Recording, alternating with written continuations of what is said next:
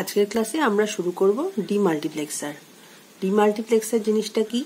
Demultiplexer হলো এমন একটি কম্বিনেশনাল লজিক সার্কিট যেটি অনেকগুলি আউটপুট লাইনের মধ্য থেকে একটিকে বেছে নিয়ে একটি মাত্র ইনপুট লাইনের সঙ্গে যুক্ত করে।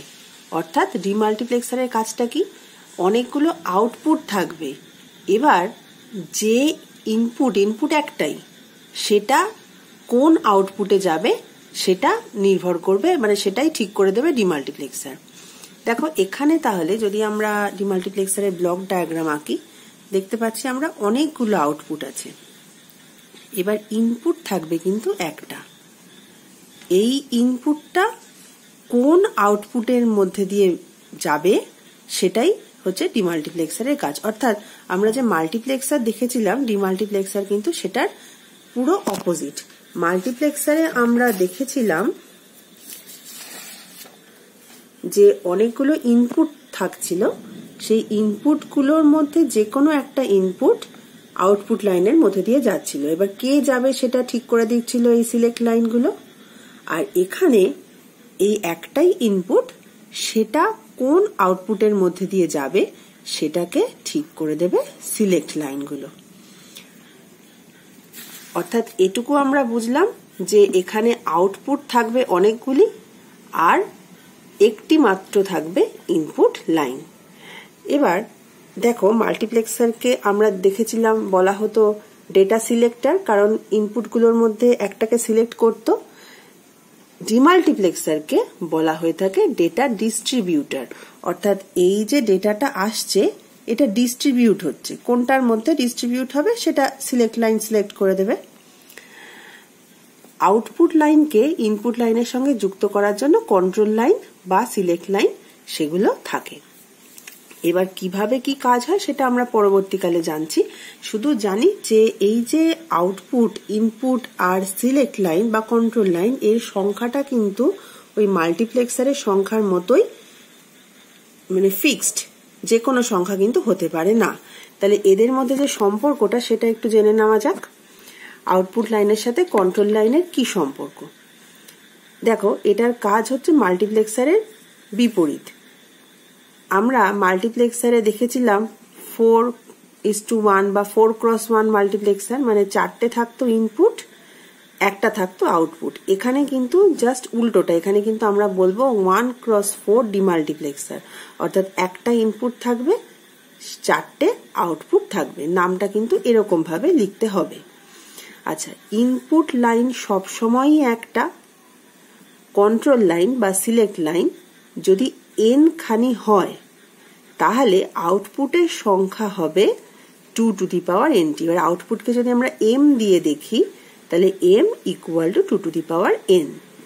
এটার ক্ষেত্রে দেখো কন্ট্রোল লাইন বা সিলেক্ট লাইন n সেটা দুখানা রয়েছে 2, তাহলে সেক্ষেত্রে আউটপুট আমরা পাচ্ছি দেখো 2n অর্থাৎ 2 মানে চারটে। দেখো আউটপুট চারটে রয়েছে, আর যে কোনো অবস্থাতেই ডিমাল্টিপ্লেক্সারের ইনপুট কিন্তু একটাই থাকবে। দেখা যাক এবার কত রকমের ডিমাল্টিপ্লেক্সার হয়। প্রথমে আমরা দেখছি 1:2 বা 1x2 ডিমাল্টিপ্লেক্সার। যেমন আগে দেখেছিলাম 2:1 মাল্টিপ্লেক্সার, এটা জাস্ট তার অপোজিট। ইনপুট লাইন তো একটা সবসময়, আউটপুট লাইন এখানে দুটো। তাহলে কন্ট্রোল লাইন কটা হবে? এটা তোমাদের শর্ট কোয়েশ্চেন কিন্তু আসতেই পারে যে 1:2 ডিমাল্টিপ্লেক্সার, তার কন্ট্রোল লাইন বা সিলেক্ট লাইন কটা হবে। একদম এই ফর্মুলাটাতে বসিয়ে দেবে। দেখো m হচ্ছে আউটপুট, তাহলে আউটপুট এখানে 2 = 2n।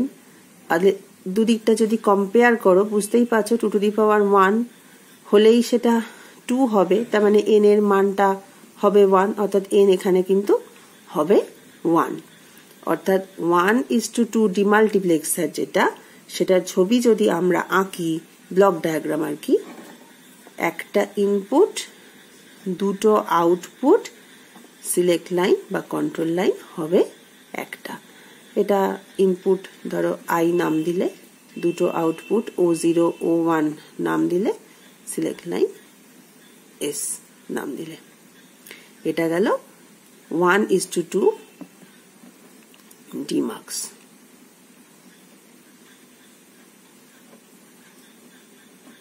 ডিমাল্টিপ্লেক্সার। আচ্ছা, নেক্সট আমরা দেখছি 1:4 ডিমাল্টিপ্লেক্সার। ইনপুট লাইন একটা, সবসময় তাই। আউটপুট আছে 4টে, 4। তাহলে এখানে কন্ট্রোল লাইন কটা হবে? একইভাবে formula m = 2 to the power n। m এখানে আউটপুট 4টে, তাহলে 2 to the power কত হলে 4 হবে? 2 to the power 2 হলে 4 হবে, অর্থাৎ n এর মান হচ্ছে 2। অর্থাৎ যে সিলেক্ট লাইন থাকবে সেটা থাকবে দুটো 1:4 ডিমাল্টিপ্লেক্সারের ক্ষেত্রে। এবারে আসছে 1:8 ডিমাল্টিপ্লেক্সার। একই নিয়ম, আউটপুট এখানে 8টা, তাহলে একই ফর্মুলাতে m এর জায়গায় আমি 8 বসাচ্ছি। তাহলে 2 to the power কত হবে? 8। আমরা জানি 2 to the power 3 8, অর্থাৎ n বা কন্ট্রোল লাইন থাকবে 3টে। তাহলে এটাকে যদি আমরা এরকম ভাবে আঁকি, আউটপুট 8টা, 1 2 3 4 5 6 7 8। ইনপুট লাইন থাকছে একটা i, সিলেক্ট লাইন থাকবে 3টে, S0 S1 S2। এটাকে O0 O1 করে ডট ডট নাম, O7 পর্যন্ত 8খানা রয়েছে। এটা গেল 1:8 ডিমাক্সের ব্লক ডায়াগ্রাম। যদি 1:16 হয় তাহলে m এর জায়গায় 16 বসাবে। তাহলে 2 to the power কত 16 হয়? 2 to the power 2 হলে 4 হয়, 3 হলে 8 হয়, 4 হলে 16 হয়, অর্থাৎ সিলেক্ট লাইন থাকবে তোমার 4টে। তাহলে এরকম যদি কোশ্চেন আসে যে 1:16 ডিমাল্টিপ্লেক্সার বা 1:8 ডিমাল্টিপ্লেক্সার, তার কন্ট্রোল লাইন বা সিলেক্ট লাইনের সংখ্যা কত, তোমরা কিন্তু ফর্মুলা ফেলে অনায়াসে করে ফেলতে পারবে। এবার আসছি আমরা যে ডিমাল্টিপ্লেক্সারের ব্যবহার কি। এখানে একটা সিঙ্গেল সোর্সকে একাধিক সোর্সে ভেঙে ফেলতে পারে যেহেতু ডিমাল্টিপ্লেক্সার, তাই আমরা বলতে পারি যে একটা সিঙ্গেল সোর্সকে একাধিক বা মাল্টিপল ডেস্টিনেশনে কানেক্ট করার জন্য ডিমাল্টিপ্লেক্সার ব্যবহৃত হয়। দেখো এই ছবিটার মাধ্যমে আমি বোঝাবার চেষ্টা করেছি। এটা যদি একটা কম্পিউটার হয়ে থাকে, এটা ধরো কম্পিউটারের মনিটরটা, পাশে থাকে সিপিইউ। সিপিইউ এর মধ্যেই থাকছে তোমার ডিমাল্টিপ্লেক্সার। সেখানে ইনপুট যদি একটা থাকে তাহলে আউটপুট যদি 4, মানে 1:4 ডিমাল্টিপ্লেক্সার দেখিয়েছি, 4টে আউটপুট। এবার এই দুটো যে সিলেক্ট লাইন, তারা সিলেক্ট করে দেবে যে ইনপুটটা কোন আউটপুটের মধ্যে দিয়ে যাচ্ছে। তো এই আউটপুটগুলোর সাথে আমি কানেক্ট করতে পারছি প্রিন্টার, লেজার প্রিন্টার বা প্লটার বা ইঙ্কজেট প্রিন্টার বা ফ্যাক্স মেশিন। তাহলে অ্যাট আ টাইম সবকটা একসাথে কিন্তু চলছে না। ইনপুট এখান থেকে নিচ্ছে, নিয়ে অ্যাট আ টাইম একটাই জিনিস চলতে পারছে। ধরো যে ইনপুটটা এখান থেকে নিচ্ছে, আমি সেটা লেজার প্রিন্টারে প্রিন্ট করব। তো ইনপুটটা পৌঁছে যাচ্ছে লেজার প্রিন্টারে, তো লেজার প্রিন্টারে আউটপুট আমি পেয়ে যাচ্ছি বা প্রিন্ট করে নিতে পারছি। বা আমি কি করব, যে ইনপুটটা আমি নিচ্ছি সেটা আমি ইঙ্কজেট প্রিন্টারে প্রিন্ট করব, ঠিক করছি। তখন তাহলে এই কানেকশনটা এস্টাবলিশ হলো, বাকিগুলো নয়। এরকম ভাবে আমরা কিন্তু দেখো, যদি এটা না থাকতো আমার 4টের জন্য 4টে আলাদা কানেকশন করতে হতো, সেটার কোনো দরকার নেই। এই ডিমাল্টিপ্লেক্সার তার যে সিলেক্ট লাইন সেটাই সিলেক্ট করে দেবে কোন সময় কোনটা দিয়ে আউটপুটটা যাবে, তো সেটা তখন অ্যাক্টিভ হয়ে যেতে পারে। এটা গেল ডিমাল্টিপ্লেক্সারের ব্যবহার। এবারে আমরা একটু ব্লক ডায়াগ্রাম দেখে নিই। দেখো 1:2 যদি ডিমাল্টিপ্লেক্সার হয় তার ব্লক ডায়াগ্রাম কেমন হবে, আমি যদিও ছোট করে আঁকলাম তাও এখানে দেখাচ্ছি। যখন এই ব্লক ডায়াগ্রাম দেবে বলেছিলাম জাস্ট একটা ব্লক থাকবে। তো এই ব্লকের ইনপুটটার নাম দেওয়া হয়েছে এফ। এখানে 1:2 ডিমাক্স কথাটা লিখে দিতে হবে। এখানে যদি এই যে সিলেক্ট লাইনটা, তার নাম দেওয়া হয়েছে এ। এই যে একটাই যেহেতু সিলেক্ট লাইন, তাই কম্বিনেশন 2 to the power 1, মানে দুটো কম্বিনেশন থাকবে 0 আর 1 সিলেক্ট লাইনের। এখন এটা ঠিক করাই থাকে যে সিলেক্ট লাইনের যে ইনপুটটা সেটা যখন 0 থাকবে তখন এই কানেকশনটা এস্টাবলিশ হবে এই আউটপুটটার সাথে, অর্থাৎ তখন আমরা আউটপুট হিসেবে কিন্তু এ কে পেয়ে যাব। আর যখন 1 পাবো ইনপুট, মানে সরি সিলেক্ট লাইন যখন 1 হবে কম্বিনেশন, তখন এই কানেকশনটা এস্টাবলিশড হবে, অর্থাৎ আমরা আউটপুট হিসেবে কিন্তু তখন বি কে পেয়ে যাব। এরকম ভাবে কিন্তু ডিমাল্টিপ্লেক্সার কাজ করে। মাল্টিপ্লেক্সারের ক্ষেত্রেও তোমরা এই একই দেখেছিলে, আউটপুট গুলোর মধ্যে একটার সাথে কানেকশন হয়ে যেত, এই যে এখানে সরি ইনপুট গুলোর মধ্যে একটার সাথে কানেকশন হয়ে যেত, সেটা নির্ভর করতো কোন সিলেক্ট লাইনটা মানে কোন কম্বিনেশন আছে সেটার উপর। এখানে কিন্তু তার ঠিক উল্টো ঘটনাটা। এবার 1:4 ডিমাল্টিপ্লেক্সার দেখাচ্ছি। দেখো ইনপুট সবসময় 1 এই চারটের ক্ষেত্রে।